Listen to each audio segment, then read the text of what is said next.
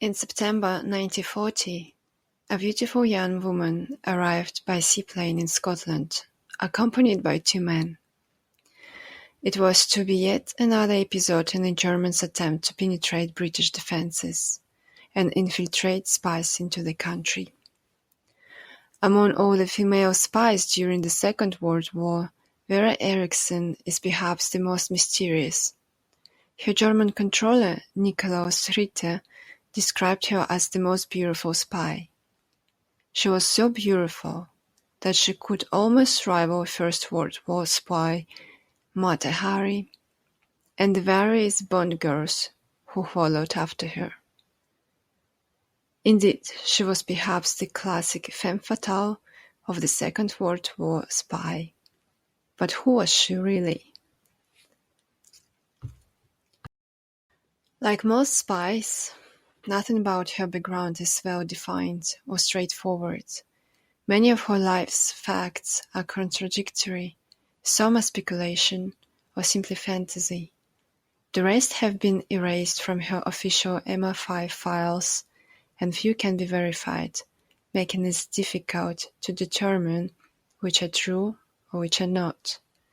She is perhaps best summed up by Winston Churchill, oft-quoted remark about Russia, a riddle wrapped in a mystery inside an enigma. Little is also known about the rest of her family.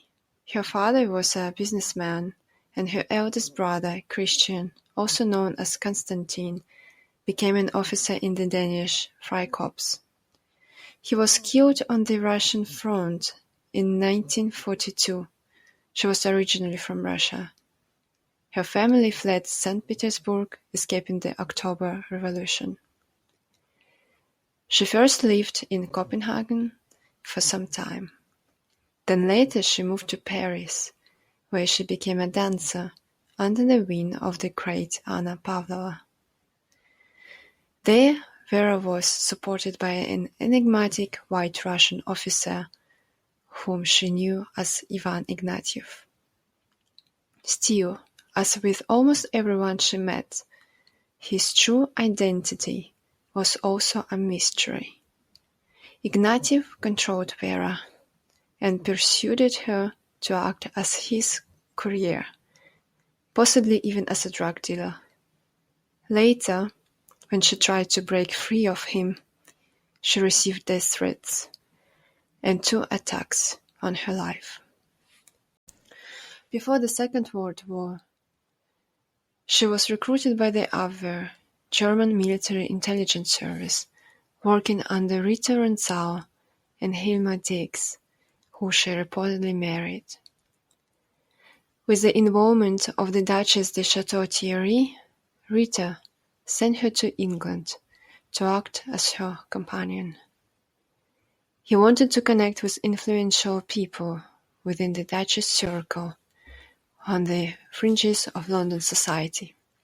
Rita had also convinced the needy Duchess into working for the Abwehr in return for his offer to secure funds from the Duchess tied up in the US and Europe. It has also been suggested that she became an agent of MI5 spymaster Maxwell Knight during that time. But no evidence has come to light to prove it. At the beginning of the war, Vera was recalled to Germany, only to be sent back to Britain on a mission with her 2 companions, Karl Theodor Drucke and Werner Heinrich Walti. The day before her mission, on September 1940, tragedy struck. Hilma Diggs was killed in a car crash. Was it an accident, or had it been engineered by someone wanting him out of the way? Their arrival in Scotland immediately aroused the suspicion of the royal staff and the police. They were all arrested and sent to London to be interrogated by MI5. Vera was jailed in Holloway Prison, and her companions were sent to Wandsworth Prison. Incriminating evidence, a radio transmitter, a pistol, maps, and a code disk were found in Druke and Walter's possession. The two were tried and convicted under the Treachery Act at the Old Bailey in June 1941. They were hanged in Wandsworth Prison that August, yet Vera was never charged with any offence nor called as a witness at their trial. No reasons are given in her MI5 files, but rumors surround that she had been pregnant. Who was the father? Was it Dix? Was it Drucker? Or was it a member of the establishment, as one rumor suggests? If so, who was he? And had this protected her from persecution? Or had she received immunity from prosecution because she had been recruited as a double agent by British intelligence? Another rumor today was that she had given birth to a son while staying in England with the Duchess. Still, the child had been sent to an orphanage in Essex. None of these rumors have been proven. In an attempt to get to the bottom of her story, she was taken to spend a few days in the country with Klopp Ustinov and his wife, Nadia Benoit. Ustinov was a part-time agent for MI5. It was felt Vera might be more comfortable with the couple and willing to open up. Later, Vera was transferred to a camp on the Isle of Man. When the war drew close, several people wondered what to do with Vera. No one knows what happened to her after she was released from prison. Was she repatriated to Germany, as the paperwork in her MI5 file suggests? But when her uncle, Ernst Schauberg, inquired about her whereabouts in 1948, no one appeared to know. There the trail goes cold, as MI5 and the Home Office claimed to have lost further contact with her. Had she gone to live on the Isle of Wight?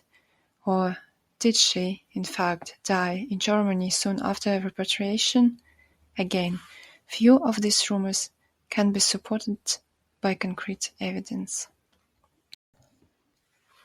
The story of Vera Eriksen remains open-ended.